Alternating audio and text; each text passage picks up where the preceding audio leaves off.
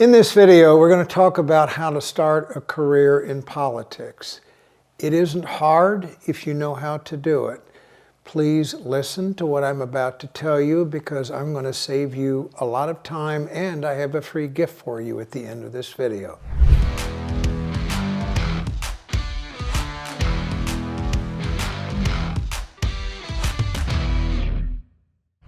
We're going to start this by talking about the knowledge that you need to own, where you go to meet people who can be helpful to you in your political ambitions, what you should know about the art of making friends and keeping friends, and the skills that you need to develop if you want to have a political career. I'm going to start with something fundamental about running for office and being a good candidate. Go fill your head with knowledge.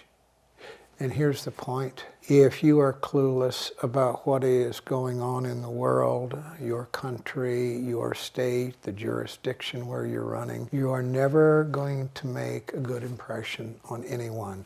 If you want to run for office someday, you're in essence asking for the power to fix a problem. Your voters that you encounter, the opinion leaders that you meet, are not going to be impressed if you're clueless. Now, I have my favorite sources for this, and I'll name a few of them, but here is something that you should be doing each and every day if you want to someday start a political career. Glance at the New York Times and the Wall Street Journal. They cover world events, national events in great detail. You don't have to read every article, but you can glance at the headlines to see what happened in the world the day before. And if you're really curious about something, of course, read the story. If you are running for a federal office, say Congress or the U.S. Senate, or have ambitions to do that someday, you might want to glance at a publication called Politico. It covers politics in Washington, D.C. in greater detail than either the New York Times or the Wall Street Journal.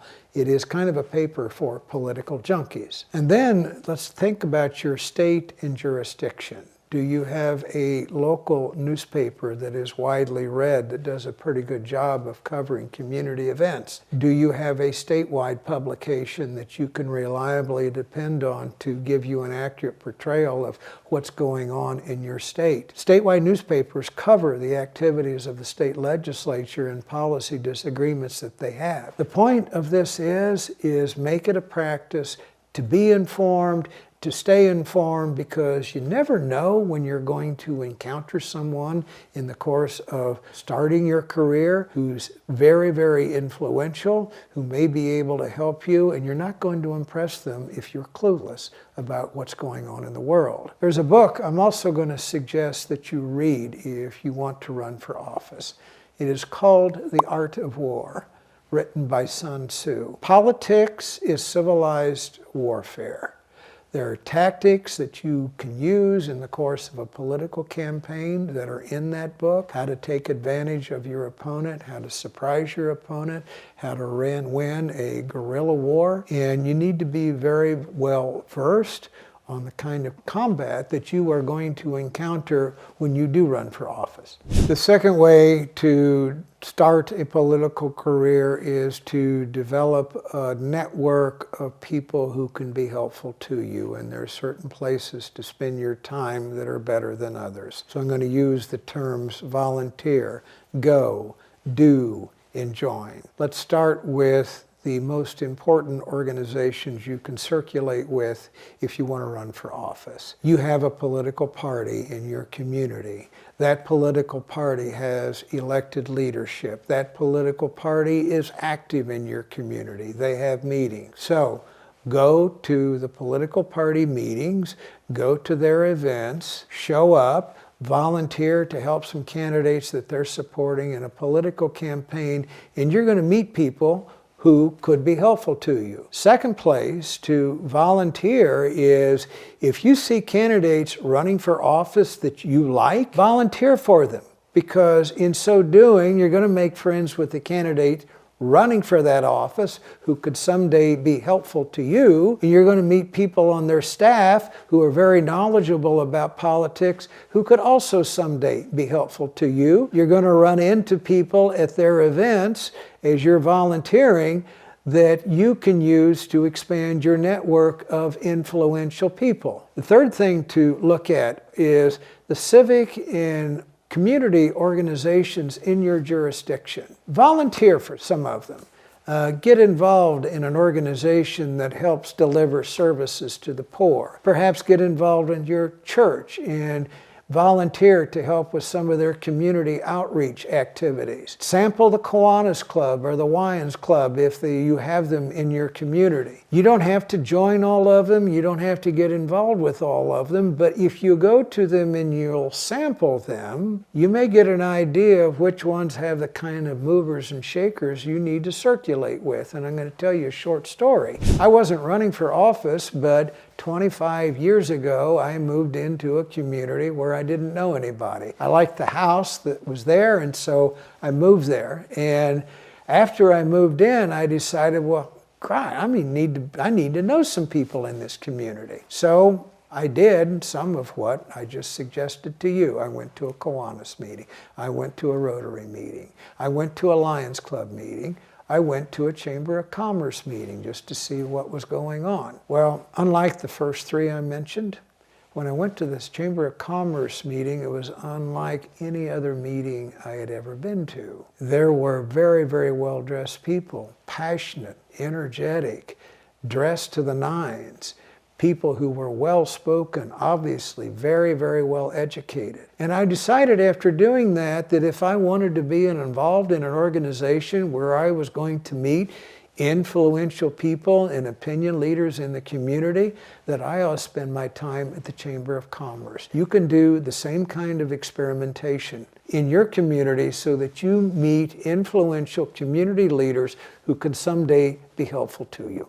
Not only should you meet people and try your best to make new friends, but remember one rule about friendship. To make a friend, you have to be a friend. And some of these people that you meet doing the activities that I described, you never want to let that friendship grow cold. So when you've gone to an event and you've met 2 or 3 people that you think have a lot on the ball and may have a lot of influence, when you get home that night, send them an email. Or, better yet, sit down that evening and write a thank you note to them and tell them how much you enjoy meeting them and how much you would enjoy having a cup of coffee with them at their first opportunity. That'll mean even more than an email. When you have a friend in need, be quick to respond to a friend in need. That will get you a friend for life. That will get you a friend who may volunteer in your campaign in the future. Now, I've seen candidates in the early stages of a political career grow the number of lists, grow the size of the list of people they know in their community.